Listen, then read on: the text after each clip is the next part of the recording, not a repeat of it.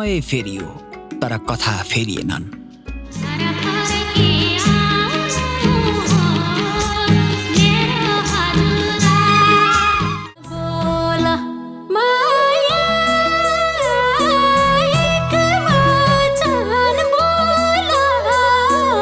कथा सुनाउने पात्र मात्रै बदलिए, कथा व्यक्त गर्ने तरिका मात्रै फेरिए, तर कथा उही रह्यो। 40 वर्ष अगाडि हरिदेवीले गीतिलयमा भनेको कथा र अहिले शान्तिश्रीको स्वरमा सजिएको कथा उस्ता उस्तै लाग्छ। राजधानी पर बसेर जीवन र जगतका विविध आयामहरू टिपेर गला मिसाउने साहित्यकार तथा लोकगायिका हरिदेवी कोइरालाका दर्जनौं गीतहरू कालजयी बने। उनको स्वरमा तीजको भाकादेखि भजनसम्म, पर्यावरणदेखि मानव अधिकारसम्मका गीतहरू सजिए। उनको आवाजमा हामी बाँचेको समय र परिवेश कैद भयो। व्यावसायिक रूपमा उनी गीत सङ्गीतमा कहिल्यै लागिनन्, तर लोक सङ्गीतमा हरिदेवीको नाम भने कहिल्यै छुटेन। हरिदेवीले कोरेको बाटो भएर लोक सङ्गीतमा दर्जनौं गायिकाहरू उदाए। शान्तिश्री परियार यही पंक्तिमा पर्छिन्, जसको आवाजमा सजिएका गीतहरू करोडौं हृदयसम्म पुगे, जसले दुःख र सङ्घर्षको पहाड उठाएर रहरको बाटो भेटाइन्। फेवातालको पानीको घुटको सँगै गुनगुनाउन सिकेकी हरिदेवी र विकट रोल्पामा देखेको सपना खोजीका लागि निस्किएकी शान्तिश्रीको जीवन कथाको बाटो अनेकौं घुम्ती हुँदै मोडिएको पाइन्छ। विक्रम सम्वत 2016 सालमा पोखराको बैदाममा जन्मिएकी हरिदेवी कोइराला लोक सङ्गीत क्षेत्रमा सुपरिचित नाम हो। उनकी हजुरआमाले भजन गाउँथिन्। खेतालाहरूले मौसम अनुसार सुसेली हाल्थे। सारङ्गीको धुन बोकेर गन्धर्वहरू उनको घर आँगनसम्म पुग्थे। हरिदेवी यावत परिदृश्यहरूसँग खेल्दै खेल्दै हुर्किन्। रेडियो नेपालमा तारादेवीका गीतहरू गुन्जिन्थे। तिनै स्वर लहरीमा उनको मन अडिन्थ्यो। तर बाहुनकी छोरीले गीत गाउँदा नाक खुम्च्याउने समाज थियो। उनी यो अर्थमा भाग्यमानी थिइन् कि उनले त्यो बेला साधारण शिक्षा लिने अवसर पाइन्। स्कुल स्तरीय विभिन्न कार्यक्रमहरूमा सहभागी हुन पाइन् र उनको रुचिमाथि शिक्षक तथा अभिभावकले उत्साह थपे। विक्रम सम्वत 2034 सालमा पोखराको बाराही माविबाट उनले एसएलसी तह उत्तीर्ण गरिन्। तर पारिवारिक कारणले गर्दा एसएलसी पास लगत्तै वैवाहिक जीवनमा बाँधिनु पर्यो। रेडियोमा गाउने, गायिका हुने, कलाकार बन्ने उनको कुनै कल्पना थिएन, कुनै सपना पनि थिएन। एसएलसी पश्चात उनी शिक्षण पेसामा आबद्ध भइन्। केही वर्षको शिक्षण अनुभवपछि उच्च शिक्षा अध्ययनका लागि विक्रम सम्वत 2036 सालमा पृथ्वीनारायण क्याम्पसमा भर्ना भइन्। अध्ययनसँगै शिक्षण पेसा र गायनलाई निरन्तरता दिने उनले अठोट गरिन्। बिहेपछि आम महिलाहरूले आफ्नो रहरको काम गर्न सक्दैनन् भन्ने साँघुरो धारणा छ, तर हरिदेवीको जीवनमा यसले खासै फरक पारेन। कविता लेख्ने, गीत लेख्ने, लय बनाउने र लयमा स्वर मिसाउने उनको खुबी थियो। आफ्नो प्रतिभालाई चिन्ने र फराकिलो बन्न सघाउने उनले जीवनसाथी रामबहादुर कोइराला पाइन्, जसको हौसला र साथले हरिदेवीको स्वर गाउँदेखि सहरसम्म, देशदेखि विदेशसम्म गुन्जियो। सानो छँदा उनले हजुरआमाको दुःख देखिन्, दिदीबहिनीका सङ्घर्ष देखिन् र आफै भोगिन्। त्यही सङ्घर्ष र सामाजिक परिवेशलाई टिपेर उनले गीत बनाइन्। उनका श्रीमानको सहयोगमा विक्रम सम्वत 2040 सालमा उनले पहिलोपटक गीत रेकर्ड गर्ने अवसर पाइन्।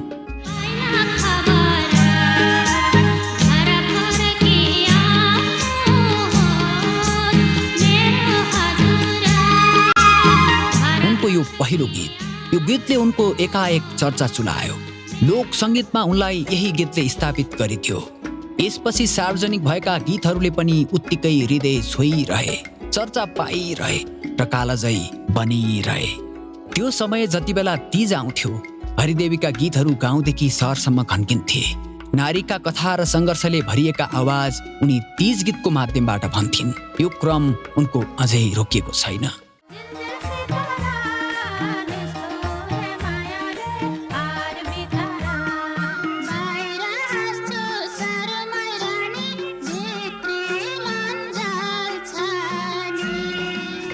करिब 1000 गीतहरूमा आवाज भरिसकेकी हरिदेवीको जति ख्याति लोक सङ्गीतमा छ, त्यति नै सक्रियता साहित्यमा छ।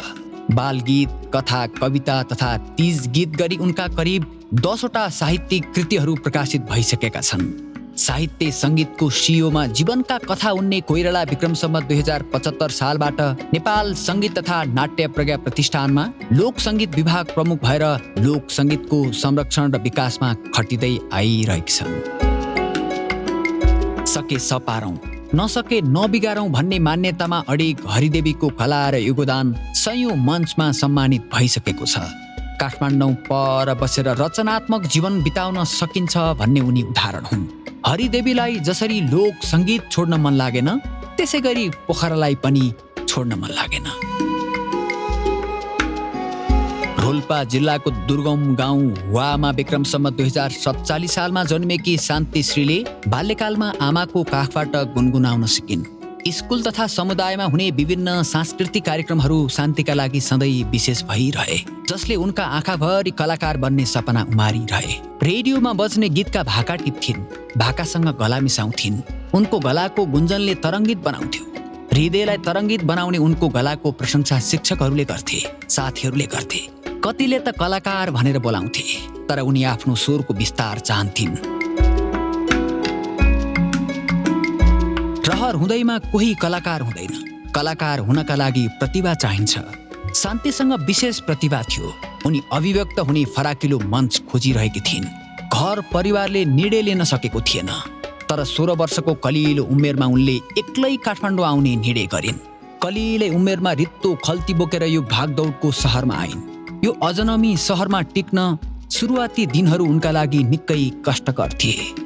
विक्रम सम्वत 2064 सालबाट दोहोरी साँझमा उनले गाउन थालिन्। करिब 9 वर्ष उनले दोहोरी साँझमा कहिले खाली पेटमा त कहिले आधा पेटमा काम गरिन्, कहिले सन्चोमा काम गरिन् त कहिले बिसन्चोमा।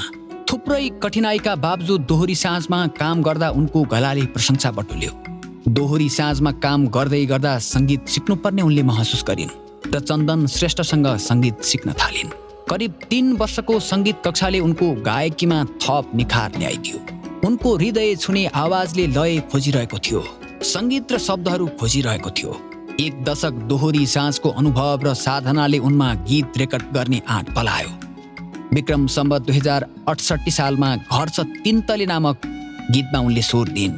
तर मेहनतका साथ सार्वजनिक भएको त्यो गीत दर्शकको रोजाइमा पर्न सकेन। त्यसपछि एकतर्फी माया बोलको गीतमा उनले स्वर दिइन्।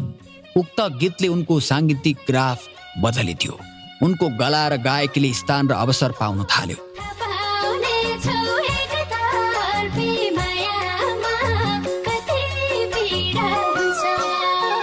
लोक दोहोरी गायक मिलन लामा, पशुपति शर्मा लगायतका चर्चित कलाकारहरूसँग सहकार्य गर्दै करिब 200 वटा गीतहरू गाइसकेकी थिइन्। एउटा घेरामा उनको चर्चा चलिरहेकै थियो। यसै बीच विक्रम सम्वत 2075 सालमा प्रकाश सपुतको बोलमाया गीत सार्वजनिक भयो। उनको स्वरमा अनुबन्धित यो गीतले करोडौंको मन जित्यो। गीतको भिडियो प्रशंसासँगै गायनको प्रशंसा बढायो।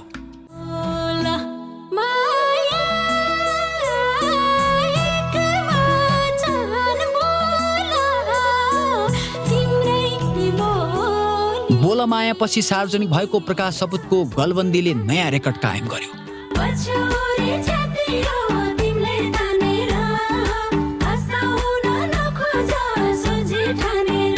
शान्तिले गाएका गीतहरू एकपछि अर्को हिट हुँदै गए। गीतको भाव बुझेर गाउन सिपालु शान्तिको पछिल्लो समयमा गायन क्षेत्रमा उनको व्यस्तता बढिरहेको छ। लोक दोहोरी गायिकाहरूमध्ये सबैभन्दा धेरै व्यस्त गायिकाको पंक्तिमा उनी पर्छिन्। दिनमा करिब 6 वटा गीतहरू रेकर्ड गरेको उनको अनुभव छ। करिब 1500 गीतमा आवाज भरिसकेकी शान्तिको स्वरले दर्जनौं राष्ट्रिय सम्मान तथा पुरस्कार पाइसकेको छ।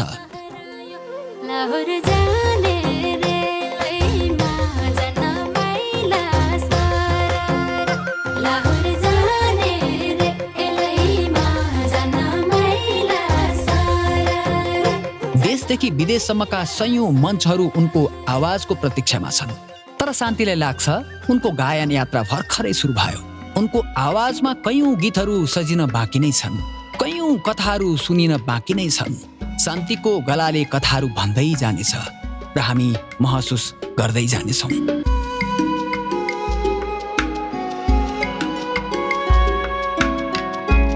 रहरको बाटो हिँड्न सजिलो छैन, त्यसमा पनि महिलालाई त झनै कठिन छ। पुरुष प्रधान समाजमा महिलाले आफ्नो रहरको बाटो पछ्याउँदा अनेकौं देखिने नदेखिने चोटहरू खेप्नुपर्छ, अनेकौं चट्याङहरूको सामना गर्नुपर्छ, अनेकौं तगाराहरूसँग साँधिनुपर्छ। तर अनेकौं चुनौतीहरूका बावजुद पनि रहरको बाटो हिँडिरहने केही महिलाहरू छन् जसको सङ्घर्ष र सफलताले सपना देख्ने आँट दिलाउँछ। साधारण पारिवारिक पृष्ठभूमिका यी दुई लोक गायिकाले एक अर्कालाई के सोध्लान्, आफ्नो लोक साङ्गीतिक यात्राको रेखाचित्र कसरी सुनाउलान्। अघिल्लो पुस्ताकी परिचित लोक गायिका तथा साहित्यकार हरिदेवी कोइराला र पछिल्लो पुस्ताकी चर्चित लोक गायिका तथा मोडेल शान्तिश्री परियार बीचको जीवन्त संवाद आजको युगान्तरमा।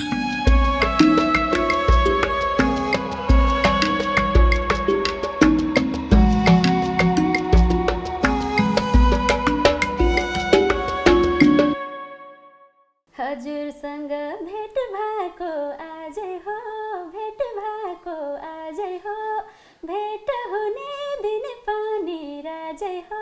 ऐना हेरेर लाउ माया लाउनीले धोको फेरेर, ऐना हेरेर लाउ माया लाउनीले धोको फेरेर। दिदी जानी नजानी मैले चाहिँ हजुरको अगाडि यो गीत गाउने साहस गरेँ। यो गीत खासमा कति सालमा रेकर्ड भएको थियो? राम्रो गाउनु भयो, बहिनीसँग भेट्दा एकदम खुसी लाग्यो। यो गीत चाहिँ 52-53 होला, पुरुषोत्तम नेपानी भाइ र मैले गायौँ। हजुर हजुर। हामीले 10-12 वर्षसम्म धेरै दोहोरी गीतहरू गायौँ। हजुर हजुर। अब मेरो गीतको सुरुवात त धेरै अगाडि नै हो। मैले बाल्यकालदेखि उन्तै स्कुल अवस्थादेखि उन्तै गीत कविताहरू गाउँदै आएँ। रेकर्ड चाहिँ एकदमै ढिला भयो बहिनी है, करिब 40-41 तिर मात्रै रेकर्डिङ भयो विधिवत रूपमा। त्यतिकै त म गाउँथेँ।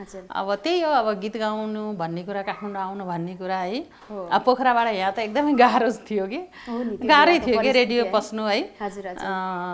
तर मलाई सजिलो भयो जस्तो लाग्छ कि, किनभने आदरणीय मेरो मामा प्रेम राजा महत रेडियोमा हुनुहुन्थ्यो, बमबहादुर कार्कीजी हुनुहुन्थ्यो, पाण्डव सुनारहरू हुनुहुन्थ्यो। उहाँहरूले पोखराबाट आउनुभएको एकजना होइन, म टिचिङ गर्थेँ, सानो सानो बच्चाहरू थिए, म यसरी नाइट बसमा आउँथेँ कि म प्रायः गीत रेकर्ड गर्न होइन। अनि उहाँहरूले एकदमै हार्दिकता साथ पोखराबाट आउनुभएको भनेर डेट दिनुहुन्थ्यो। प्रेम राजा महतलाई म एकदमै सम्झिन चाहन्छु, बमबहादुर कार्कीज्यूहरूलाई। उहाँहरूको सहयोगले मैले रेडियोमा पनि सजिलैसँग छिर्ने मौका पाएँ होइन। अब पहिला गाउने भन्ने कुरा त असाध्यै गाह्रो थियो। त्यो गीतको जुन पहिलो अवस्था थियो नि, त्यो त असाध्यै फर्केर हेर्दाखेरि एउटा काँडाघारीको यात्रा जस्तो लाग्छ। त्यो काँडाहरू फाँड्दै फाँड्दै सानो गोरेटो बनाउँदै त्यसरी सुरुवात हो। हजुरहरूले त्यसरी गोरेटो काँडाघारी फाँडेर आज बाटो बनाइदिनु भयो, गोरेटो हुँदै हुँदै बाटो बनाइदिनु भयो र आज त्यही बाटोमा हामीहरू चाहिँ हिँड्न कोसिस गरिरहेको छौँ। अनि त्यो कुराले चाहिँ एकदम गौरव लाग्छ। अघि मैले जुन गीत गाएँ त्यो गीत चाहिँ हाम्रो चाहिँ अब कुरा गऱ्यो भने चाहिँ त्यो त एकदम पछि आएर गएको 52-53 तिर हो। मैले अब 40-41 मा त अब सुरुमा त के पाइन खबर चाहिँ मेरो क्यासेटबाट सुरु भयो होइन। अनि रेडियोबाट चाहिँ पहिलो रेकर्डिङ पाइन खबर। हजुर, त्यो क्यासेटबाट। रेडियोमा चाहिँ अर्को थियो मेरो, आँखा भरि आँसुको धारा यो जीवनमा कोही छैन सहारा, घर त बैदाम ताल रोएरै बित्ने भो मै दुखेको चाल। यो गीत गाएर म रेडियो प्रवेश गरेँ होइन। क्यासेटमा चाहिँ पाइन खबर पहिलो रेकर्डिङ। अनि त्यो बेलामा रेकर्ड गर्ने सिस्टमहरू कस्तो हुन्थ्यो? त्यो बेलाको त एकदम लाइभ हुन्थ्यो, सबै सँगसँगै बाजा गीत होइन, सँगसँगै गाउनु पर्ने। एकदमै डर लाग्थ्यो, अब थोरै बिग्रियो भने पनि फेरि सुरुबाट आउनु पर्थ्यो होइन। अनि पहिले डर लाग्थ्यो कि गीत गाउँदाखेरि। अब अहिले त त्यो धेरै सजिलो छ होइन। कतिचोटि बिग्रिन्थ्यो। अनि गीतको लम्बाइ पनि 22-25 मिनेट 45 मिनट गाउनु पर्थ्यो एउटा 45 दोहोरी मिनेट है, दोहोरी non-stop लाइभमा त्यो गाउँदा नरोकिएर गाउँदै गाउनुपर्ने, हजुर अनि एकजनाले खोक्यो भने फेरि सुरुबाटै गायो my God. यस्तो डर लाग्थ्यो अनि एकदमै पहिले पूर्व तयारी हुन्थ्यो होइन एकदम सजग भइन्थ्यो कि त्यतिखेर गाउँदाखेरि होइन कतै भाका जुन्ने हो कि लय जुन्ने भन्ने चिन्ता पनि त्यत्तिकै हुन्थ्यो होइन शब्दहरू स्टुडियोमा लगेर देखाउनु पर्थ्यो रेडियोमा पनि म्युजिक नेपालमा पनि शब्द पहिला देखाउनु पर्थ्यो होइन कसैसँग निबोलोस् भनेर अलिक गाह्रो थियो एकदमै अहिले त धेरै सजिलो छ अहिले त अब कति धेरै सजिलो छ अहिले त केही गरी बिग्रियो भने पनि तुरुन्तै तर त्यतिखेरको त्यो आनन्द छुट्टै जस्तो मलाई त्यतिखेर एकदम मुड आउने क्या गाउँदा टक्क सारङ्गी होइन हार्मोनियमहरू सबै सँगै बस्यो आफ्नो गीतमा को छन् वादक है सबैले एउटा आत्मीयता एउटा हार्दिकता हुने कि आज फलानाको गीत रेकर्ड छ अरे भन्यो अनि पोखराबाट आउनु भएको छ भने दिदी सन्चै हुनुहुन्थ्यो भन्यो होइन अनि झलकमान गन्धर्वलाई सम्झिन्छु म होइन उहाँले सारङ्गी रेट्नुहुन्थ्यो होइन गणेश परियारजी हुनुहुन्थ्यो अनि कस्तो के एकदम आनन्द आउने कि त्यो बेलामा है अहिले त गायो अब कसले आफ्नो बाँसुरी गीतमा कसले बजाएछ है मादल कसले गरेछ थाहै छैन क्या अलिकति निराश जस्तो क्या त्यो हार्मोनियम र त्यो सारङ्गीमा लाइभ गाउँदा आफूलाई गाउनु पनि सजिलो हो नि के रसिलो हुन्छ नि एउटा मूलको पानीको जुन स्वाद हुन्छ नि त्यो मिनरल वाटरै भयो भने अहिले त्यो स्वाद म पाउँदिनँ कि त्यही मूलकै मिठो हुन्छ नि त्यस्तै जस्तो के त्यो चाहिँ सम्झना असाध्यै आउँछ कि त्यो रमाइलो थियो कि त्यतिखेर असाध्यै हार्दिकताको एकअर्कामा कि सामिप्यता आउने होइन कलाकारको त्यो किसिमको थियो सजिलो त अहिले छ प्रविधिले अहिले हामीलाई अब जस्तै 3वटा दोहोरी गीत भने पनि म्याक्सिमम भनेको 5वटा शब्द हुन्छ केटाको 5वटा केटीको 5वटा नभए चाहिँ 3वटा 3-3वटा अनि 6वटा हुन्छ होइन अनि त्यो गीत हामी गाउँछौँ तर त्यो बेलामा अब शब्दहरू पनि त्यतिकै धेरै आउँथ्यो गहिराइबाट जान्थ्यो गीत अनि लामो हुन्थ्यो अनि गाउन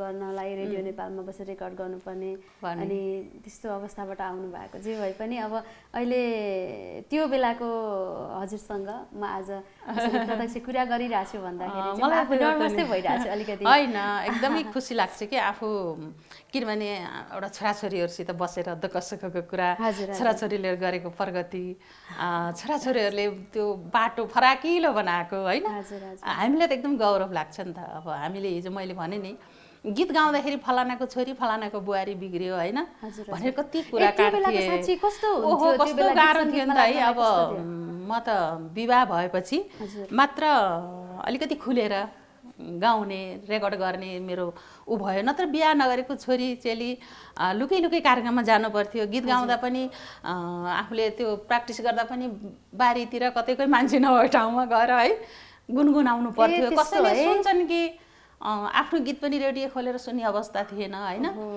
गीत गाइसकेपछि यति कुरा काट्थे होइन अब फलानाको बुहारी भएर होइन छोराछोरीको आमा भएर यसरी गीत गाउँदै हिँडिछ हामी त त्यस्तो गीत पनि सुन्दैनौँ भन्थे कतिले है अब ती कुराहरू त साह्रै नमिठा तिता कुराहरू थिए होइन र पनि एउटा भित्र त्यो एउटा आफ्नो ऊर्जा भनौँ न ले एउटा संस्कृतिप्रतिको भनौँ न त्यो रहरले मात्रै डोर्याएर होइन एकदमै गाह्रो थियो एकदमै गाह्रो थियो त्यस्तो परिस्थितिबाट लुकी गाउनु पर्ने घरमा एउटा मादल थिएन होइन एउटा हार्मोनियम भन्ने कुरो त अझ परै जाओस् होइन आफ्नो मन खोलेर गाउने अभ्यास गर्ने वातावरण थिएन गाउँमा होइन आफूले गाएको क्यासेट पनि ठुलो स्वरले सुन्न कस्तो डर लाग्थ्यो कि है लुकी लुकी सानो स्वर गरेर सुन्ने होइन त्यस्तो खालको कि अब भनौँ न गायनमा कुनै पनि प्रोत्साहन थिएन कि थिँदै थिएन न त अब परिवार तर त्यसको बावजुद पनि हजुरले स्कुल लेभलदेखि नै 7-8 वर्षको उमेरदेखि मैले गाउने एउटा लोकगीत एउटा कविता त्यतिखेर तारादेवीको लयमा एकदमै गीत गाउँथेँ मैले अनि पछि सरहरूले अरूको लयमा मात्रै गाएर हुँदैन आफ्नो लय खोजा भन्नुहुन्थ्यो अनि अब म जन्म ठाउँ त मेरो बैदाम लेक साइड भनिन्छ अहिले होइन त्यहाँको माहौल चाहिँ एकदमै अब फेवातालमा पानी पिएर हुर्क्यौँ होइन माछा पुछ्रे बिहानै ऐना फेवातालमा हेर्ने होइन अनि सारङ्गी गन्धर्व दाईहरू आउने होइन उहाँहरूको सारङ्गी सुन्न पाइने गीत सुन्न पाइने होइन अनि रेडियो घरको उसमा भनौँ न पिँढीमा घन्किन्थ्यो ती गीतहरू सुन्थेँ अनि त्यो फुपूले फेरि श्लोक भन्नुहुन्थ्यो हजुरआमाहरूले फुपूले गीता पाठ गर्दा पनि लयात्मक रूपले अनि यिनै कुराले चाहिँ त्यो गायनतिर अनि त्यहाँबाट घैया मकै गोड्ने त्यो खेतालाहरूले गाएको आवाजहरू सुन्दा है अनि त्यसरी एकदमै रहरले भनौँ न सिकियो तर काठमाडौँ आएर त्यसलाई चाँडै नै रेकर्ड गर्ने वातावरण नै मिलेन कि अनि खालि त्यही मञ्चहरू मात्रै गाउने बढी कविताहरू लेख्ने त्यो बेला पनि स्कुलमा प्रोग्रामहरू गाउने त्यो त स्कुलमा त गाइयो स्कुलमा गाइयो एकदमै गाइयो त्यतिखेर त तर यहाँ आएर काठमाडौँ आएर रेकर्ड गर्ने र रेडियोमा चाहिँ अब हामीले कहाँ गाउन सकिन्छ र है रेडियोमा कस्तो कस्तो मान्छेहरूले गाउनुहुन्छ मैले सक्दिनँ होला जस्तो लाग्थ्यो है डर लाग्ने लाज लाग्ने भन्न नहुने है कस्तो कस्तो हुने कि आफ्नो भित्र रहर त हुन्छ नि अब परिस्थिति पनि त्यस्तै हुने छोराछोरी होइन सबै घर परिवार त्यो सबै धान्छु भन्दाखेरि हुँदो रहेछ। कति सालमा बिहे गर्नु? म 34 सालमा विवाह भयो। 34 सालमा? हजुर। अनि बिहे गरिसकेपछि बल्ल रेकर्ड गर्नुभएको? बिहे गरेपछि 40 सालमा आएर जतमा छोराछोरी पनि हुर्किसकेपछि। शान्तिजी मेरो त कुरा गर्ने हो भने एकदमै धेरै छन् कि कहानी है। अब त्यतिखेरका कथा व्यथा है त्यो काठमाडौँ आउँदाको सङ्घर्ष गीत गाएपछिको समाजले हेर्ने दृष्टिकोण होइन अब आफ्नो घरको कामकाज होइन अब ती बावजुद पनि मैले एकदमै ढिलो रेकर्ड गरेँ। त्यो बेलामा महिलाहरूले गाउनु अहिले पनि समाजले त्यति कतिपय ठाउँमा त हो नि अझै पनि छ नि। तपाईँ त झन् त्यो रोल्पा जस्तो ठाउँमा जन्मेर होइन र तपाईँ त्यहाँबाट काठमाडौँ आउनुको पछाडि थुप्रै कथा व्यथा छ जस्तो लाग्छ मलाई है। कसरी काठमाडौँ आउनुभयो सङ्घर्ष गर्नुभयो अहिले एउटा यो अवस्थामा जल्दी बल्दी एकदमै धेरै सम्भावना बोकेकी गायिका हुनुहुन्छ। साँच्चै तपाईँलाई देख्दा मलाई एकदमै गर्व लाग्छ तपाईँहरू जस्तो कलाकार यो देशले पाएको छ है। धन्यवाद। तपाईँसँग पनि थुप्रै कथा व्यथा होलान् कसरी सुरुवात भयो तपाईँको? खासमा मेरो पनि त्यस्तै नै थियो। एउटा आर्थिक स्थिति एकदमै कमजोर भएको परिवारमा जन्मिनु होइन त्यो माथि पनि धेरै सन्तानहरू जन्मिनु अनि बाबा आमाको त्यति धेरै छोराछोरीप्रति केही गरौँ भनेर चाहना हुँदै पनि गर्न नसक्ने अवस्था आमा बाबुको। माया त हुन्छ नि जतिवटा छोराछोरी भए पनि आमा बाबुको लागि त उस्तै माया होइन हो नि। तर त्यति भए बावजुद पनि आमा बाबाले चाहिँ यही गरिदिन्छु अथवा यही गर भन्न सक्ने स्थिति त्यो विकट ठाउँ होइन त्यो माथि पनि हरेक कुराबाट थिचिएको गाह्रो हुन्छ नि त। अनि त्यो अवस्थाबाट गुज्रिएर हामी बसिरहेको मान्छेलाई अनि हामी चाहिँ कति सालतिर हो 51-52 सालतिर चाहिँ हामी सदरमुकाममा आयौँ कि गाउँ छोडेर। म रोल्पाको हुवामा भन्ने ठाउँमा जन्मेको। मेरो जन्म चाहिँ हुवामामा भएको हो। अनि त्यहाँ जन्मेको अनि लगभग म 6-7 वर्षको हुँदाखेरि चाहिँ हामी सदरमुकाममा बुवाले लिएर आउनुभयो अनि सदरमुकाममै बुवाले सङ्घर्ष गर्न लाग्नुभयो अनि हामी चाहिँ पढ्न थाल्यौँ। अनि पढ्दै जाँदाखेरि अनि स्कुल लेभलमा चाहिँ गीत गाउँदाखेरि अनि म पनि सानैबाट गएको कि अनि टिचरहरूले चाहिँ कस्तो धेरै के अरे यो चाहिँ केही गर्न सक्छ है रोल्पा जिल्लाबाट चाहिँ यो पनि केही गर्न सक्ने। त्यो बेला सुनिएको नामहरू चाहिँ पवित्रा घरती दिदी अनि त्यसपछि आदरणीय राधिका हमाल दिदी दुईजनाको मात्र नाम थियो कि अनि तिनीहरूको पछाडि चाहिँ यसले केही गर्छ भनेर चाहिँ टिचरहरू अनि त्यो छरछिमेकको मान्छेहरूले भन्दाखेरि चाहिँ साँच्चै आफूलाई चाहिँ त्यो हो कि जस्तो लाग्ने प्रेरित भए जस्तो फिल हुँदो रहेछ कि। अनि म चाहिँ यही क्षेत्रमा केही गर्छु भन्ने चाहिँ दिमागमा अलिअलि म चाहिँ गायिका नै बन्छु होला ठुलो भएपछि भन्ने खालको एउटा जस्तै हजुरहरूको भयो अनि बिमा कुमारी दिदी शर्मिला गुरुङ दिदीहरूको त्यो क्यासेटको कभर हुन्थ्यो नि त्यो बेला त होइन क्यासेट त्यो अडियो क्यासेटको कभर जुन हुन्थ्यो कभरमा फोटो कि अनि कति हेर्ने के ला कुनै दिन मेरो पनि यहाँनिर फोटो टाँसेला कि नटाँसेला भनेर अनि लुकी हेर्ने सिरानी मुनि राख्ने त्यस्तो हुन्थ्यो। अनि गीत सङ्गीतमा जे होस् अनि त्यसपछि चाहिँ म 15-16 वर्षको भइसकेपछि चाहिँ मलाई एकदमै एउटा भगवानले भनौँ अथवा आफ्नो इच्छाले पनि भनौँ काठमाडौँसम्म आउन सक्ने एउटा वातावरण मिल्यो होइन। त्यो वातावरणले गर्दाखेरि नै म काठमाडौँ आएर स्ट्रगल गर्दै गएँ। स्ट्रगल दोहोरी साँझमा सिङ्गो जिन्दगीको 9 वर्ष त दोहोरी साँझमा मात्र बिताएको छु। दोहोरी साँझबाट मैले स्ट्रगल गर्दै अनि त्यहाँबाट धेरै कुराहरू सिकेर धेरै कुराहरू जानेर धेरै मान्छेहरू चिनेर अनि आज यहाँसम्म पुग्नको लागि चाहिँ जे होस् सके भनौँ न त्यो समयले नै यहाँसम्म लियो अनि मैले आफूले सङ्घर्ष पनि गरेको छु यसभित्र। अब यो साधना र सङ्घर्ष नै हो होइन। हजुर यो गीत सङ्गीत भन्नु होइन। अनि तपाईँ हामी जस्तो महिला अझ मेरो पालाको होइन त्यो भन्नेको त हाम्रो क्षेत्रमा त एकदमै हामीले त केही गर्नलाई हाम्रो पछाडि एकदमै बाधकहरू थुप्रै छ कि चुनौतीहरू छ होइन। कति पीडाहरू निलेर आँसु निलेर होइन यो क्षेत्रमा आउनु छ होइन र यो क्षेत्रलाई हेर्ने हिजोको त्यो अवस्था साँच्चै तपाईँको कथा पनि आफ्नो ठाउँमा अत्यन्तै मार्मिक छ। तपाईँहरू यो पुस्तामा आइपुग्दा पनि त्यत्रो पीडा छ भने मेरो त झन् धेरै नै पीडा छ र श्रीमानको एउटा अत्यन्तै एउटा श्रद्धा भनौँ या सहयोग सपोर्ट बिनाजुको सपोर्टले गर्दा एकदमै ठुलो कुरा हो। अनि उहाँले गर्दाखेरि मलाई धेरै सजिलो भयो, धेरै सजिलो भयो नि त। अब आफ्नो श्रीमानले उ गरिदिएपछि त अरूले जति कुरा काटे पनि जति भने पनि त्यो चाहिँ एकदम हुँदो रहेछ जस्तो लाग्छ अहिलेसम्म पनि। उहाँ कहाँ हुनुहुन्छ अहिले? उहाँ चाहिँ हामीसँगै छौँ। जब त्यो भनौँ न उहाँले मेरो जहिले पनि दाहिने हात बनेर होइन अहिलेसम्म उहाँले मलाई उ गर्नुहुन्छ। किनकि कसैले सपोर्ट गर्दैनथे, अगाडि बढ्न प्रेरित गर्दैनथे, तर उहाँले यस्तो सपोर्ट गरेर हजुरलाई यति अगाडि बढाइदिनु भयो। हाम्रो त्यो देखेर पनि धेरैलाई एउटा प्रेरणा पनि बन्द रहेछ क्या। हरिदेवीको श्रीमानले यसरी गर्नुहुन्छ, तपाईँले किन गर्नुहुन्न भनेर धेरै महिला दिदीबहिनीलाई एउटा प्रेरणा पनि कति धेरै प्रेरणा मिल्यो नि त उहाँले बन्दो रहेछ होइन।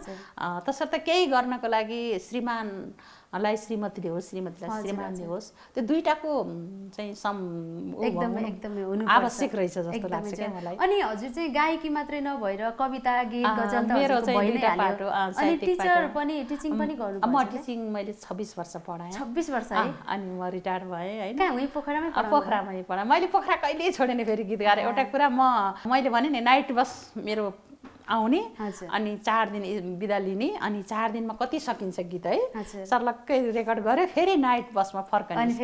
श्रीमान पनि जागिरी म पनि जागिरी फेरि घर हेर्नु पर्यो है। मेरो त बिना साधना त्यतिकै जे छ नि नानी मैले कुनै पनि त्यसलाई केही नगरिकन जे छ त्यही बोकेर ल्यायो अनि यहाँ जस्तो हुन्छ त्यसलाई त्यति अध्ययन गर्ने त्यस्तो खालले गरियो होइन। त्यसलाई निखारमा परिमार्जनमा केही पनि भएन के। मेरो समय पनि त्यस्तै, परिस्थिति त्यस्तै, बसाइ पनि त्यस्तै के है। तर अनि हजुरले बैंकमा पनि काम गरे भन्नुभयो? म 3 वर्ष जति काम गरेँ। त्यसपछि फेरि म टिचिङमै फर्केँ किनभने सजिलो छ नि टिचिङ। कति धेरै अनुभवहरू छन् हजुरसँग, गीत गजल कविताको मात्र नभएर एउटा गुरु आमा टिचर पढाइसकेपछि हजुरबाट प्रेरित भएर हामी कलाकार त छौँ होइन। कति धेरै मान्छेहरू आज डाक्टर इन्जिनियर पनि छन् होला हजुरले पढाएको होइन? धेरै धेरै छ। मेरा विद्यार्थीहरू त धेरै माथि पुग्नु भएको छ होइन। त्यो क्षेत्र पनि हाम्रो लागि एउटा प्रेरणादायक हुँदो रहेछ कि है। विद्यार्थीहरू कहाँ कहाँ पुगे खुसी पनि लाग्छ होइन। म्याडमले पढाउनु भएको भन्नुहुन्छ होइन। र यो क्षेत्र भनेको कस्तो रहेछ भने कहिले पनि नसकिने सागर के, सिकेरै नसकिने, बुझेरै नसकिने होइन। कति ठुलो सागर छ होइन। गर्न त सानो एक चिम्टी जल पनि निकाल्न सकेको छैन जस्तो लाग्छ। अनि यति धेरै कुराहरू हजुरको यत्रो धेरै अनुभवहरू यति धेरै चिजहरू त छँदैछ, तर गीतकै कुरा गऱ्यो भने कुन गीतलाई चाहिँ आफ्नो टर्निङ पोइन्ट मान्नुहुन्छ हजुर? अब कस्तो भन्दा मेरो त्यस्तो के सुरुमै मैले गाएँ नि, मैले पाइने खबर गाएँ कि क्यासेटको रूपमा होइन। त्यो क्यासेट पाइने खबर गाउँदाखेरि नि मलाई त्यो पहिलो क्यासेटले नै अहिलेसम्म चिनाइरहेको छ कि होइन। यो पहिलो क्यासेटले नै मलाई चाहिँ एकदमै अगाडि बढ्ने प्रेरणा दियो। त्यो क्यासेटबाट मान्छेहरूले हरिदेवीको श्रीमान विदेशमा भएको हुनाले पाइने खबर घर फर्की आउनुहोस् मेरा हजुर भनेको अरे भन्ने भयो होइन। अनि त्यसले गर्दाखेरि अझै पनि भन्नुहुन्छ क्या तपाईँको श्रीमान त विदेशमा होइन भन्नुहुन्छ। अनि मैले अर्को गीत चाहिँ के फुल फुल्यो खोली तेरैमा टपक्कै टिपेर लाउला सिरैमा। यसको चाहिँ अन्तरा कस्तो थियो भन्दा श्रीमानले अर्को विवाह गरेर सौता ल्याएको यस्तो खालको थियो कि।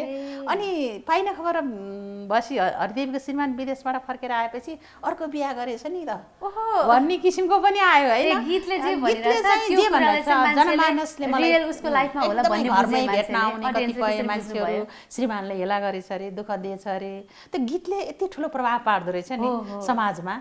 अनि मलाई त्यो पाइने खबर मैले जुन सुरुमै गाएँ हैन, अनि त्यसले नै मलाई चिनायो कि अहिलेसम्म। त्यो गीत थियो तर मान्छेले चाहिँ उसको रियल लाइफमा भएको भन्ने एउटा कथा बोकेको गीत थियो। त्यसले विदेशमा जाने पीडा हैन, एउटा घरमा हैन यही खनौला गैँची र कोदाली खाउला बरु खोलेमा नुनाली भनेर जुन विदेश यहाँ गाउँमै आऊ फर्क हैन हैन म सानै मेरो उमेर भर्खरैको कलिलो छ यसरी छोडेर जानुभयो भन्ने किसिमको थियो त्यो होइन हजुर, हजुर। त्यो गीतले मलाई यति अब त्यतिखेर त्यो गीत एकल रूपमा गाएको गीत यति गयो यति बिक्यो भन्ने सादिने भएन त्यो मेरो बेला त्यही त, कति भाग्यमानी त्यो एकदमै बेलाको डुप्लिकेट रूपमा कलाकारहरू बढी होइन? गयो होइन मैले त्यो गीत फेरि रेकर्ड गरेको भन्ने कि के भन्ने मैले आफ्नो स्वर कस्तो रहेछ आफूले सङ्कलन गरेको गीत कस्तो हुँदो रहेछ भनेर त्यो आफ्नो उ गरेर स्वर चिन्नलाई आफूलाई सुन्नलाई मैले गाएँ होइन राम्रो भयो भने तपाईँले क्यासेट निकालिदिनुहोस् नभए म सुन्न लान्छु भनेर आफ्नो खर्च गरेर है नाइट बसमा आएर 2 बिहानमा एक बिहानमा 4वटा एक बिहानमा अर्को बिहानमा 4वटा होइन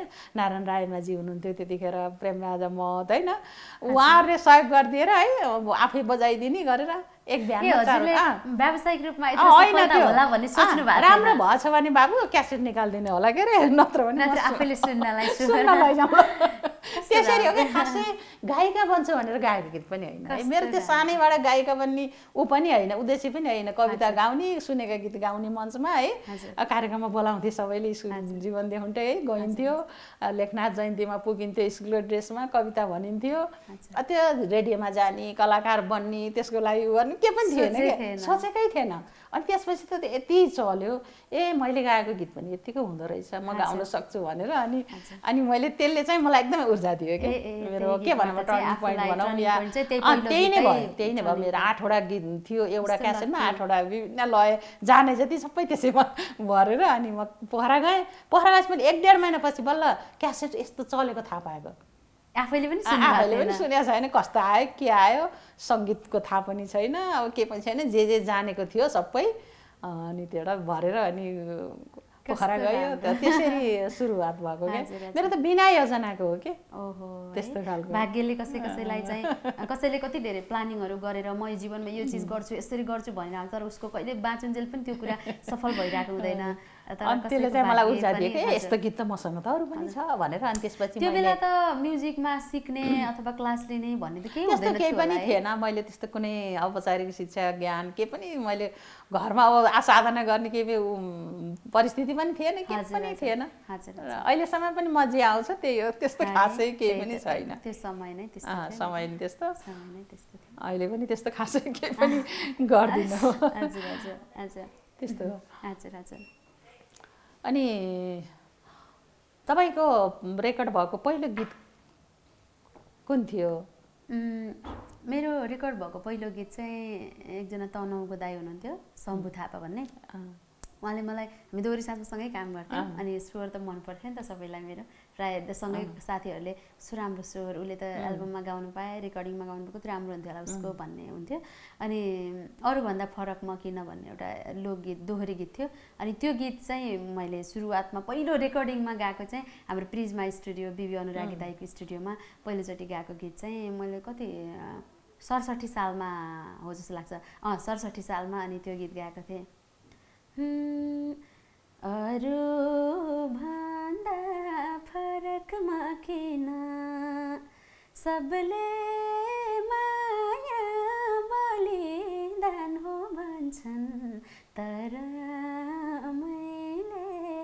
त्याग्नै सकिन यही गीत थियो यो गीतबाट चाहिँ सुरुवात गरेँ तर यो गीत चाहिँ बजारमा त्यति धेरै चल्यो मान्छेले चिन्यो भन्ने चाहिँ भएन कामको हिसाबले पहिलो रेकर्डिङ यो हो अनि त्यसपछिको चाहिँ घर छ 3 तले भन्ने एउटा एकल गीत निकालेको थिएँ मैले अनि त्यो गीतबाट अलिअलि मान्छेले चिन्नुभयो अनि तेस्रो गीत गाउँदाखेरि एकतर्फी माया भन्ने गीत चाहिँ हाम्रो आदरणीय शिव हमाल दाइले चाहिँ लय शब्द यसमा लेख्नु भएको थियो अनि कुलेन्द्र विक दाइ र मैले गाएको थियौँ अनि त्यसपछि मेरो आदरणीय अग्रज म चाहिँ आफ्नो काठमाडौँमा आइसकेपछि चाहिँ आफ्नो गडफादरै मान्छु मलाई चाहिँ मेरो आवाज त्यो बेला मैले आफैले गीतमा लगानी गरेर गीत निकाल्न सक्ने क्षमता थिएन नि त दोहोरी साँझमा गाउने एउटा कलाकार होइन अनि एकजना पृथ्वी थकाली उहाँ चाहिँ मेरो पर्सनली मेरो चाहिँ म आफ्नो गडफादरै मान्छु तर गीत सङ्गीत हाम्रो लोकदोहोरीको संस्थादेखि लिएर आज धेरै कलाकारहरूको जीवनमा उहाँले ठुलो ऊर्जा थपिदिनु भएको छ उहाँले नै सपोर्ट गरेर अनि मैले एकतर्फी मायाले कति पीडा दिन्छ भन्ने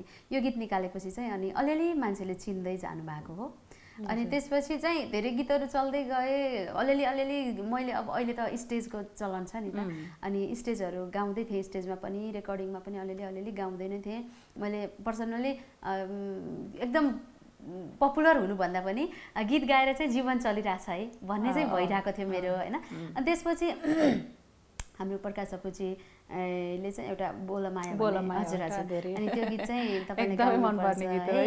हजुर त्यो गीत मैले धेरै Thank you, सुनेछु। thank you एकदमै। अनि त्यो गीत गाउन अफर गर्नुभयो उहाँले अनि त्यो गीत गाइसकेर बजारमा जुन आइसक्यो नि अनि त्यसपछि चाहिँ मेरो आफ्नो टर्निङ पोइन्ट चाहिँ मेन चाहिँ म त्यहाँबाट त्यसलाई मान्छु। तपाईँ एकदमै है, हजुर अब हजुर किनभने गलबन्दीबाट अब होइन? हजुर त्यो गीत गाइसकेपछि लगतै 1 वर्षपछि चाहिँ गलबन्दी गीत फेरि बजारमा आयो अनि त्यो गीत त्यो दुईवटा गीतले चाहिँ अनि त्यसपछि मलाई अनि सबै कुराहरू अहिलेसम्म चाहिँ गीत एकदमै, सङ्गीतमा सबैले लोक सङ्गीत सुन्नेहरूले चाहिँ लगभग हजुर, हजुर। शान्तिश्री भन्ने मान्छे चाहिँ चिन्नुहुन्छ नाम सुन्नु भएको छ पर्सनली मान्छेलाई यस्तो भनेर याद नहोला सबैलाई त्यही तर गलबन्दी कसले गाएको भन्यो भने चाहिँ ए शान्तिश्री रहेछ नि त्यसको नाम भन्नेसम्म चाहिँ बोलमाया कसले त्यस्तो गाएको हुँदो रहेछ, भन्दाखेरि त्यो चाहिँ टर्निङ पोइन्ट त्यो गीतले चिनाउँदो रहेछ कि मलाई धेरै जसले पाइने खबर भने बाटामा हिँड्दा नि ए पाइने खबर भन्ने होइन त्यस्तो त्यस्तो खालको एउटा छाप हुँदो रहेछ कि हजुर हजुर होइन हजुर जस्तै अब मैले कसरी सुरुवात गरेँ भन्दा घरको मालिक परदेशमा गएको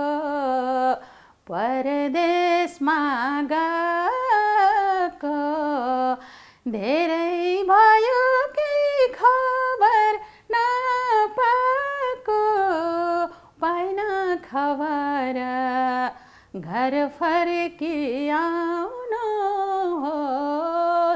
मेरो हजुर यो गीतले चिनायो त्यस्तै आमाको गीतले आमा तिम्रो सरुमै रानी दुधको त्यो भार कहिले मैले सरुमै रानी तिरेर सक्छु र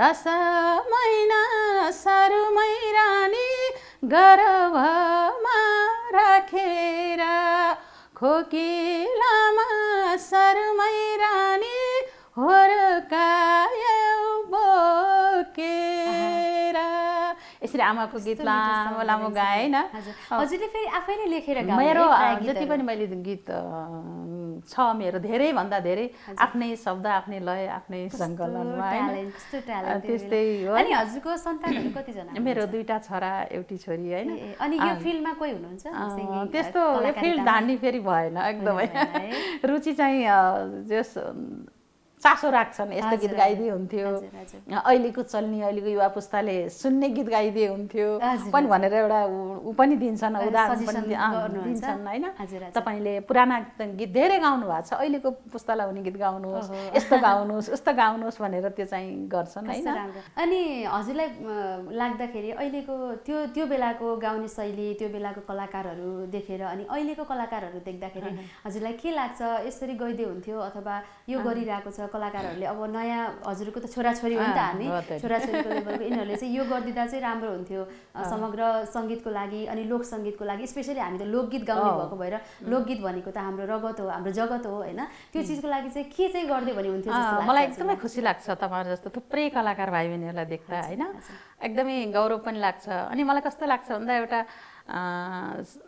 एउटा गीत सङ्गीतलाई सकभर त्यसको जुन आफ्नो मौलिकता छ नि त्यो हिजो हाम्रो पहिचान छ होइन त्यो हाम्रो माटोसँग जोडिएको यो होइन यो चिजलाई असाध्यै नबिगारिकन जस्ताको तस्तै ल्याइदिएर यसलाई सिँगारपटार के अहिलेको उसमा सिँगारपटार गरेर हाम्रो फेरि भोलिको तपाईँहरूको छोराछोरीहरूलाई बुझाउन पायो भने त्यो मायाको चिनो के हाम्रो बाजे बराजुहरूले छोडेको चिनो हामीले गऱ्यौँ फेरि अर्कोलाई हस्तान्तरण गर्न पाए यसमा चाहिँ केही धमिलो नआइदिए धमिरा नलाइदिए होइन यो चिजले यसरी हस्तान्तरण गर्न पाए अझै खोजमूलक गीतहरू ल्याउन पाए कि अझै पनि हाम्रा हजुरआमाहरूसँग अझै पनि हामीले खोज्यौँ भने थुप्रै कुराहरू छन् क्या उहाँसँग ती कुरालाई पनि साथसाथै तपाईँहरूले ल्याइदिएर अहिले चाहिँ तपाईँहरूले गाइदिनु भयो भने अझ त्यो भनौँ न पछिल्लो पुस्ताले अझ ज्ञानवर्धक हुन्छ र हाम्रो पुस्ता र तपाईँको पुस्ता अझ हामीभन्दा अगाडिको पुस्ताको एउटा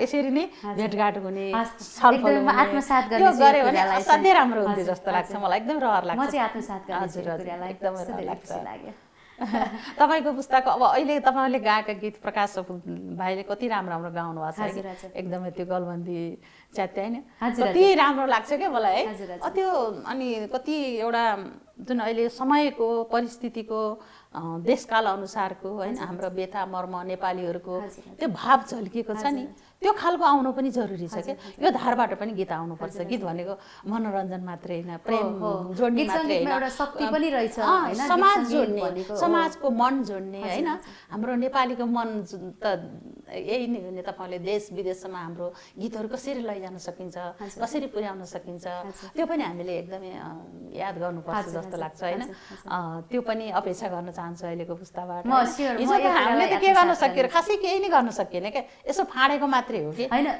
जस्तै हजुरहरूले त्यत्रो एउटा घारी फाडेर त्यो ढुङ्गा हुन्छ त्यो भित्र काँडा हुन्छ रुख बिरुवा हुन्छ त्यहाँ सर्प पनि हुन्छ हरेक कुरा त्यस्तो चिजहरूलाई हजुरहरूले फाडेर एउटा बाटो देखिने बनाइदिनु भयो नि त त्यो बाटो देखिने बाटोमा बनाउने काम त्यसलाई फैल्याउने विस्तार गर्ने लोक संस्कृतिलाई एउटा विश्वमा चिनाउने होइन र आफ्नो हिजोको चिजलाई अझै खोज्ने होइन खोजमूलक हुन पर्यो अहिले एउटा संस्कृतिको पाटो हामीले दुईटा पाटोबाट जाउँ कि एउटा हामीले पुरानो चिजलाई खोजमूलक रूपबाट अनुसन्धानमूलक रूपबाट ल्याउँ होइन एउटा चाहिँ सृजनात्मक रूपबाट ल्याउँ कि अहिलेको पुस्तालाई दुवै थरी चिनाइदियो भने लोकसङ्गीत अझ बाँच्छ जस्तो लाग्छ कि मलाई एकदमै यो प्रयास चाहिँ आजैबाट चाहिँ म त पर्सनली गर्छु नै तर सबै समग्र हामी लोकसङ्गीतमा लागेको तपाईँको त्यो प्रकाश जे तपाईँले गाएको त्यो छ नि पछ्यौरी जतियो तिमीले तानेर फसाउन नखोजा सोझी ठानेर हाय हाय फसाउन नखोजा सोझी ठानेर एउटा लोकगीतमा पनि यो सुन्दर ढङ्गले प्रयोग आएको छ हामीले के त्यो किन यो यति धेरै लोकप्रिय भयो भन्दा हाम्रो त्यो हिजोको गाउने रोदी स्टाइलमा हाम्रो फुर्सद भएको समयमा गाउने त्यहाँ बस्ने त्यो त्यहाँ भएका शब्दहरू भिडियोको शैलीहरू त्यो एउटा लजाएको त्यो हाम्रो त्यो हिजोको बिम्ब निस्किन्छ कि हाम्रो सभ्यता छ त्यसमा चाहिँ कि हाम्रो संस्कार कस्तो थियो त दोहोरी गीत गाउँदाखेरि पहिला हामीले सिमे भूमिलाई त्यहाँका वरिपरि देवी देवतालाई गरेर अनि कहाँ हो यस्तो किन लजायो यसरी भन कस्तो शिष्टता छ नि त्यो सिकेको त्यो दोहोरीको एउटा शिष्ट रूप पनि त्यहाँ झल्किन्छ कि र त्यस्तो चिजमा पनि कति लोकप्रियता हुँदो रहेछ गीतमा र त्यो हाम्रो पनले गर्दाखेरि त्यहाँ गुन्द्री काम्लो छ बुढाबुढीदेखि बच्चाहरू छन् होइन र यस्तो चिजहरू त्यो लोकको बिम्बहरू हिजो हाम्रो लोकको जुन छ नि बिम्बात्मक आख्यानहरू खालका गीतहरू हामीले ल्यायौँ भने अझ त्यो एकदमै राम्रो हुँदो रहेछ अनि मलाई फेरि तपाईँको त्यो बोलामाया है जुन प्रकाशजीले बनाउनु भएको तपाईँले गाउनु भएको म धेरैचोटि रोक्छु एक टुक्रा सुनाउन धन्यवाद तर हजुरको अगाडि गाउनु म नर्भसै भइरहेको छु होइन तर म कोसिस चाहिँ गर्छु बोला माया एक वचन बोला तिम्रै बोले छ मलाई अनमोल तिम्रै बोले छ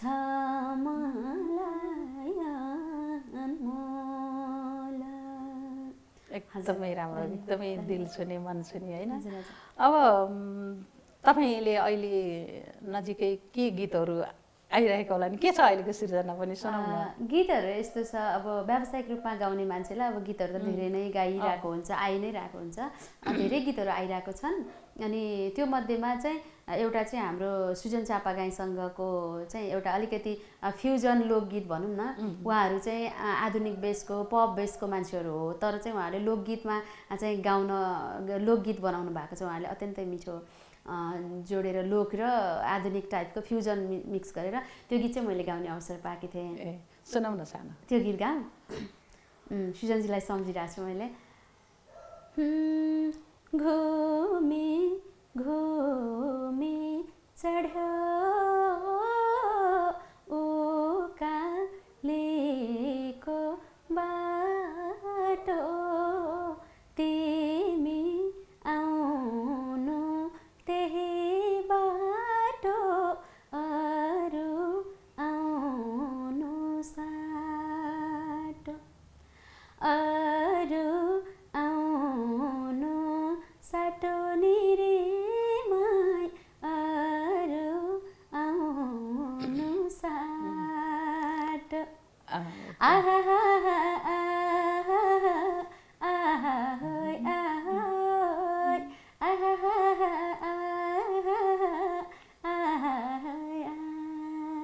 यो गीत चाहिँ भर्खरै रिलिज भएको छ अडियन्सले एकदमै मन पराउनु भएको छ लोकगीत सुन्नेहरूले पनि यो गीत सुन्नु भएको छ अनि अरू गीत सुन्नेहरूले पनि मलाई सुनिरहनु भएको छ अनि लोकगीत सुन्नेहरूले पनि सृजनजीलाई सुनिरहनु भएको छ हामी नयाँ जेनेरेसनले चाहिँ मिक्स हुन्छ नि मिलेर गरेको काम चाहिँ सक्सेस भइरहेको छ जस राम्रो भएको छ यो नयाँ गीत चाहिँ मैले हजुरलाई सुनाएँ अब मैले एउटा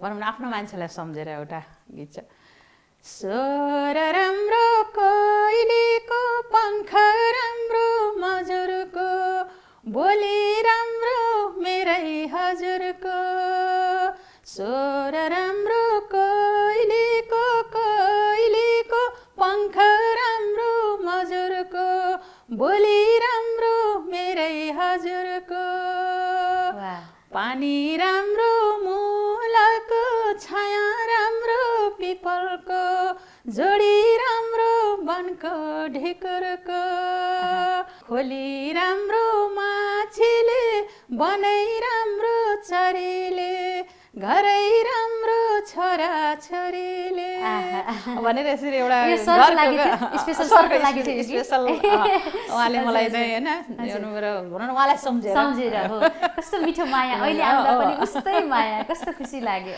एकदमै मैले उहाँको लागि पनि थुप्रै गीतहरू बनाएको छु होइन पोखराको गीतहरू थुप्रै छन् अब मेरो गीतमा चाहिँ एउटा पर्यावरणका गीतहरू होइन एउटा मानव अधिकार सम्बन्धी गीतहरू बालबालिकाको गीतहरू त मैले बाल गीतहरू थुप्रै लेखेकी छु होइन अब के छ हजुरको भिजन नयाँ गीत अब मैले बालबालिकाको गीतहरू बाल गीतहरूलाई रेकर्डिङ गर्ने ती बाल गीतहरू गाउने अभ्यास गर्दैछु अहिले पछिल्लो क्रममा अरे पुराना ती बाँकी रहेका थुप्रै लयहरू छन् अझै पनि तिनलाई पनि सार्वजनिक गर्ने फेरि तिनलाई पुनः रेकर्ड गर्ने होइन यस्तै थुप्रै कामहरू छन् यिनै हो अब म एकाडेमीमा हजुर त प्रज्ञा प्रतिष्ठानको प्राज्ञ पनि त नेपाल सङ्गीत नाट्य प्रज्ञा प्रतिष्ठानमा मैले लोक विभाग हेर्छु प्राय हाम्रो अध्ययन अनुसन्धानको काम हुन्छ लोपोन्मुख जातिहरूको लोप हुन लागेका गीतहरूलाई खोजेर लिएर आउने उनीहरूको धुन होइन र यसरी हाम्रो एउटा लोक सङ्गीतलाई बहुभाषी बहुरा भनौँ न यस्तो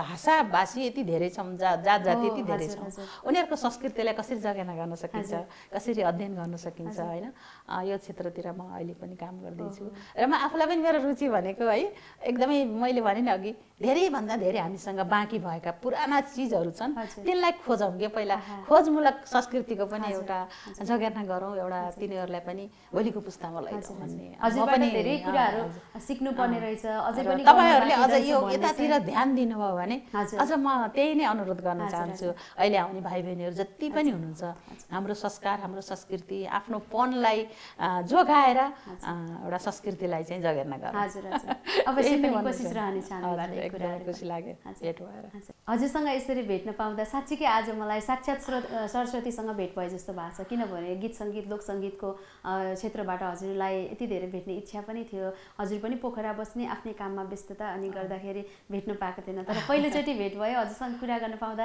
साच्चै खुसी लाग्यो मलाई नर्भस थिए पहिले सुरुमा चाहिँ के होला कसरी बोल्ने तर यति धेरै फ्र्याङ्क हुनुहुँदो रहेछ धेरै खुसी लाग्यो मलाई छोटो समयमा गीत कुरा त यति पनि भएन है हाम्रो हैन त्यो धित मरेन के हैन र यो धित नमरेको हुनाले फेरि पनि यस्तै कुनै दिन धित मार्ने छौं हैन फरेक्स ग्यालेक्सीले जुन एउटा युगान्तर छ नि दुईटा पुस्ताको युगलाई जोडेको छ यो युगलाई निरन्तर रूपमा जोड्दै जाओस् त्यसको श्रेय चाहिँ हाम्रो रतन देवकोटालाई जान्छ अब जस्तै युवाले हैन संस्कृतिलाई खोतल्नुस् उदिन्नुस् संस्कृतिलाई बुझाइदिनुस् पछिल्लो पुस्तालाई अघिल्लो पुस्तालाई डोर्याएर ल्याउनुस् र एकै ठाउँमा बसेर दुःख सुख पहिला अङ्गना वरिपरि बसेर हजुरबुवाहरूले कथा सुनाउनुहुन्थ्यो कस्ता दुःख सुख सुनाउनुहुन्थ्यो हाम्रो पालामा त्यस्तो थियो नि अहिले त सानो 6 महिना बच्चाले नि मोबाइलमा हेर्छ अनि खोइ त हाम्रो कुराहरू यस्तै भुल्दै जाने हो कि बिर्सिँदै जाने हो कि चिन्तन पनि छ है संस्कृतिप्रतिको मैले खाएको फ्यातालको पानी त्यो घाट हैन एकदमै देखाउँला माछा पुछेर सँगै बसेर हेरौँला